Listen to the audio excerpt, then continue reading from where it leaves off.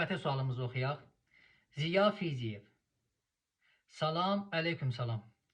Mən bilmək istəyirəm, qiyamət günü Allahın huzuruna gedəndə günah işlədənlər günahını hamının qarşısında deyəcək. Bəli, insanların rüsvay olan günü o gündür. Çox ağır olan bir gün. İnsanların biabır olan günü o gündür. Kur'an buyurur, yevme toble serair. O gün ki batinlər çıxacaq aşkara. Gizlinlər aydınlaşacaq. Ondadır ki insanlar rüsvay olacaqlar. Qiyamətin günü insanlar qəbirlərdən duranda ay, gün, ulduz olmayacaq. Dünya zülmət qaranlıqdır. Göz gözü görmür. İnsanlar çaşqın qaldıqları zaman yevmə toblə sərair və əşrəqətil ərzu binuri rəbbiha.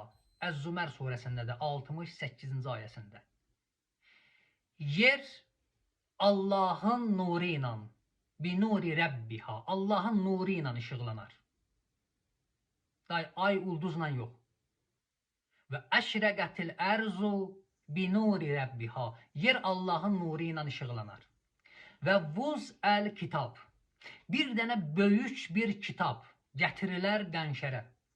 İnsanların gözlərinin qabağına.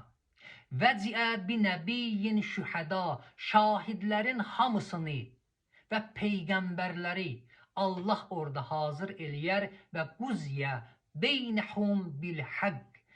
O gün Allah həqqə qəzavət eləyər. Yəni Allahın hökmü o gün nazil olacaq. Peyğəmbər bilginən, Allah insanı ona görə yaratmayıb ki, bir gün cəhənnəmə apara. Yox. Allah insana peyğəmbər göndərib, ona kitab göndərib, onu başa salan göndərib. Kim baxar öz xeyrinədir, kim baxmaz öz zərərinədir. İnsana qiyamətin günündə zərrə qədər zülm olunmayacaq.